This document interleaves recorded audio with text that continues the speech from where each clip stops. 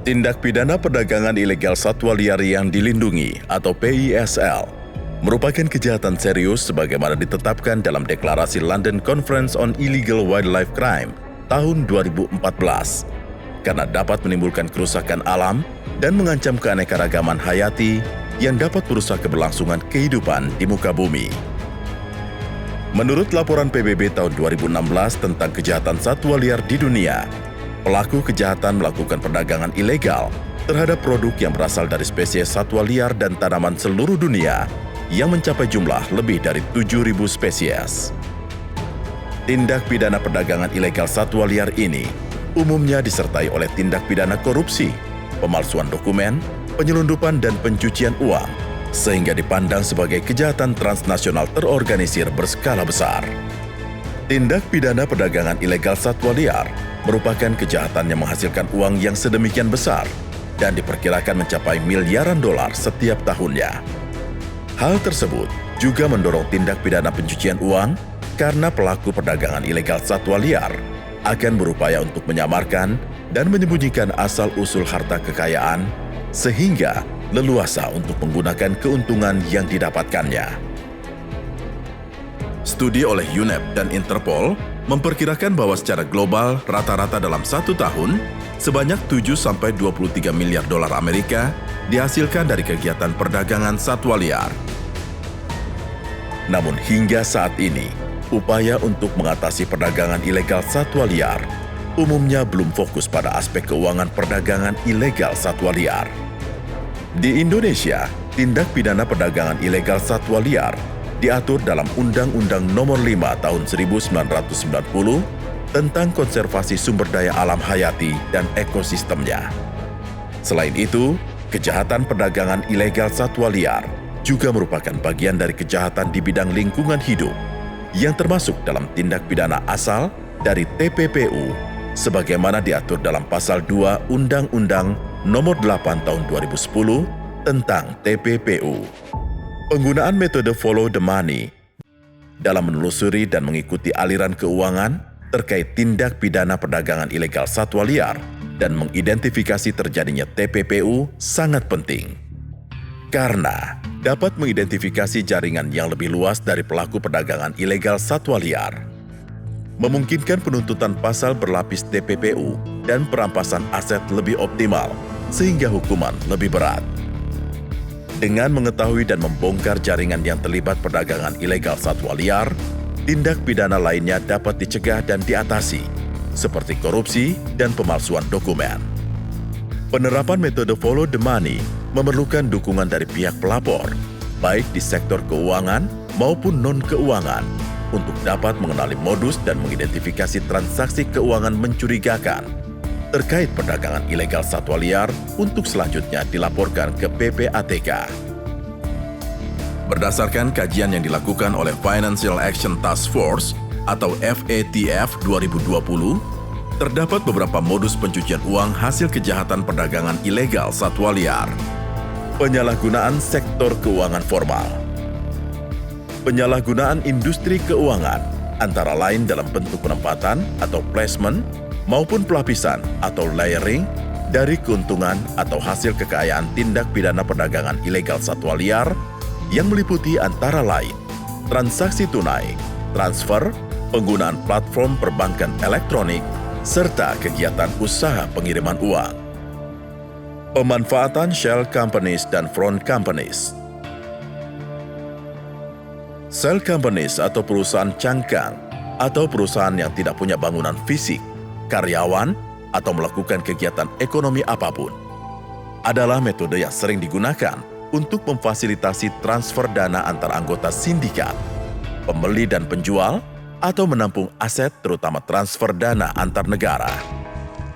Front companies atau perusahaan samaran yang sah dijalankan bersamaan dengan kegiatan ilegal sering digunakan untuk mendukung pemindahan satwa liar dan untuk mencampur dana legal dan ilegal atau mingling. Pelaku perdagangan ilegal satwa liar seringkali menggunakan perusahaan samaran yang bergerak di industri ekspor-impor untuk menjustifikasi pergerakan barang dan uang melintasi batas-batas negara. Pembelian properti dan barang mewah. Pelaku perdagangan ilegal satwa liar banyak membeli barang-barang bernilai tinggi, seperti properti dan barang mewah pada tahap integrasi dalam proses pencucian uang. Kegiatan usaha pengiriman uang informal. Pelaku perdagangan ilegal satwa liar sering memanfaatkan jaringan pengiriman uang informal atau yang dikenal dengan hawala untuk memindahkan dana antar negara. Jaringan hawala tersebut umumnya berbasis komunitas dan terdiri dari jaringan individu-individu perantara di berbagai negara. Financial Action Task Force telah mengembangkan beberapa indikator risiko yang dapat dijadikan rujukan bagi pihak pelapor dalam melakukan identifikasi transaksi keuangan mencurigakan terkait perdagangan ilegal satwa liar. Namun, perlu dipahami bahwa satu indikator risiko tidaklah cukup untuk menunjukkan suatu tindakan ilegal.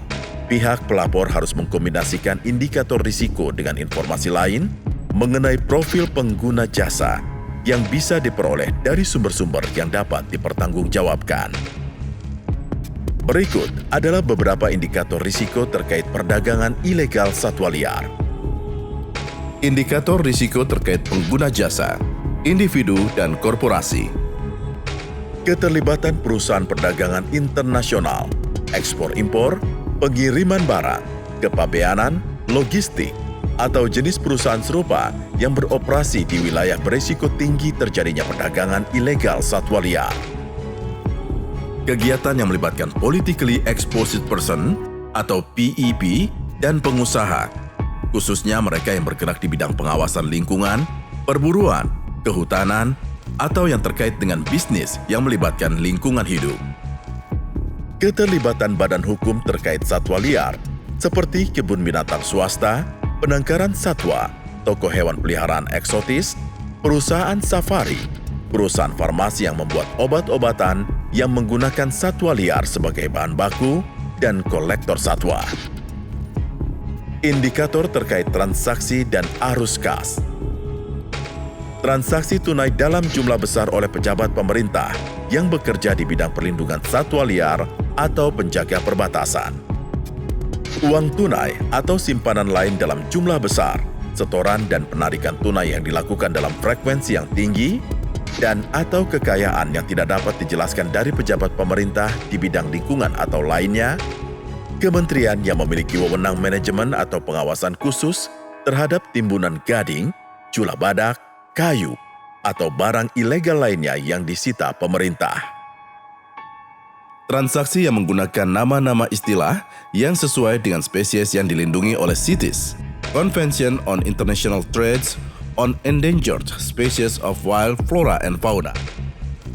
Transfer kawat atau setoran tunai pihak ketiga atau penarikan yang diketahui dilakukan oleh pemburu dan pedagang satwa liar. Pelaku tindak pidana pencucian uang biasanya memanfaatkan berbagai modus dan pola transaksi untuk menyembunyikan atau menyamarkan harta kekayaan yang diperoleh agar tidak mudah untuk dideteksi oleh penegak hukum, sehingga uang tersebut seolah-olah merupakan harta kekayaan yang sah. Salah satu contohnya, kasus MAH pada tahun 2018 yang didakwa atas kasus pencucian uang berupa penjara 2 tahun dan denda 800 juta rupiah karena keterlibatannya dalam perdagangan satwa liar, yaitu terenggiling. Kasus ini bermula setelah MAH tertangkap mengangkut 70 ekor terenggiling seberat 301,5 kg. Saat itu, 1 kilogram terenggiling hidup dihargai Rp500.000 dan kulitnya Rp2 juta per kilogram. Dari proses pengembangan kasus, aparat penegak hukum menemukan dana sebesar 7,1 miliar hasil penjualan terenggiling di rekening atas nama ZA yang dikendalikan oleh MAH. Metode pencucian uang yang dilakukan MAH meliputi 1. Menggunakan nama orang lain sebagai pemegang rekening. 2. Melakukan transfer kepada anggota keluarga dan kerabat. 3. Tarik tunai melalui ATM dan teller. 4. Pembelian aset, kendaraan bermotor, dan emas. 5. Pemalsuan dokumen dan aktivitas jual beli aset untuk menyamarkan kepemilikan aset. tindak pidana perdagangan ilegal satwa liar dan pencucian uang akan membawa dampak buruk bagi ekosistem dan merugikan negara. Tentunya, kita semua perlu mengambil peran dalam mencegah dan memberantasnya. Penanganan perdagangan ilegal satwa liar akan lebih efektif melalui pendekatan anti pencucian uang. Kenali dan pahami berbagai indikator transaksi keuangan mencurigakan, serta modus pencucian uang dari perdagangan ilegal satwa liar. Mari bersama cegah dan berantas pencucian uang dari tindak pidana perdagangan ilegal satwa liar untuk mewujudkan Indonesia bebas dari green financial crime.